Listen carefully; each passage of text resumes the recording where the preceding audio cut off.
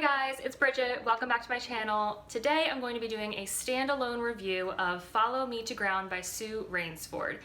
This is going to be a spoiler-free review, so if you have not read it, you can decide if it's something that you want to add to your own reading list. Right off the bat, I just want to say that I loved this book. I gave it 5 stars. It was weird, it was creepy, but it was totally unputdownable. It's kind of a book that's hard to classify. I feel like it really toes the line between full-on fantasy and magical realism with a touch of horror thrown in there, and I really thought that this blend of genres worked really well. The story is told from the perspective of Ada, who lives with her father in this really small rural town, and I don't think a location is ever really specified, but from the descriptions, I pictured it in the American South. The descriptions of the people and just the oppressive heat and the slowness of life in this town really gave me the impression that it was in like Louisiana or Mississippi or somewhere like that. I could be totally off base here, but that's sort of the vibe that I was getting from the book. Ada and her father are both not quite human.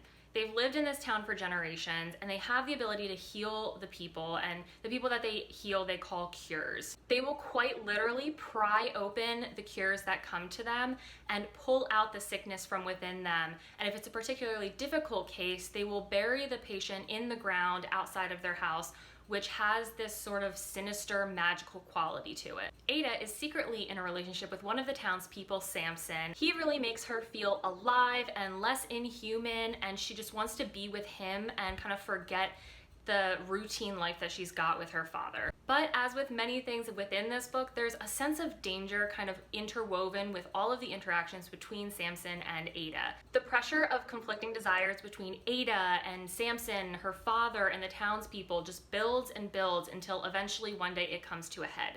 I feel like this is a book that you really kind of have to read yourself to fully understand what it's about, but it is so creative and the writing is very lyrical and beautiful without being too flowery or difficult to follow. I felt completely pulled along by Ada's narration, and the more that you get to know her and her father, the more alien they seem, which I feel like is kind of the opposite of what typically happens in books. Usually you start out with a character who seems a little bit misunderstood, and as you get to know them, you realize they're more human than they seem.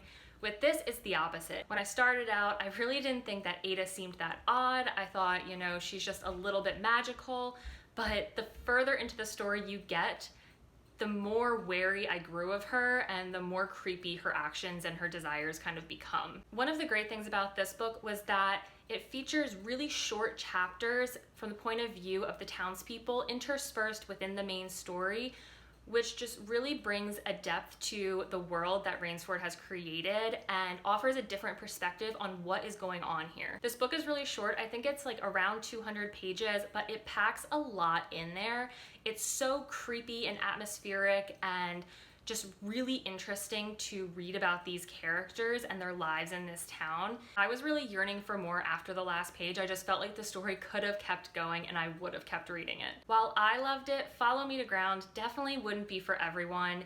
If you prefer more straightforward stories that don't leave a lot of unanswered questions, or you can't really get into stories that are a little bit out there, then you probably don't want to pick this one up. It won't really work for you. But if you enjoy lyrical writing, kind of creepy and disturbing characters and plot lines, and magical elements, I really think that this book will work for you and you will enjoy it as much as I did. Hopefully this review offered you a bit of insight on what you can expect if you pick up this book. I think it was a fantastic read, definitely a 5-star book for me. If you have read it, I would love to hear if you agree with me in the comments, or if you don't, why it didn't work for you. As usual, if you enjoyed this video, please remember to like and subscribe. Otherwise, I will see you guys all in the next video.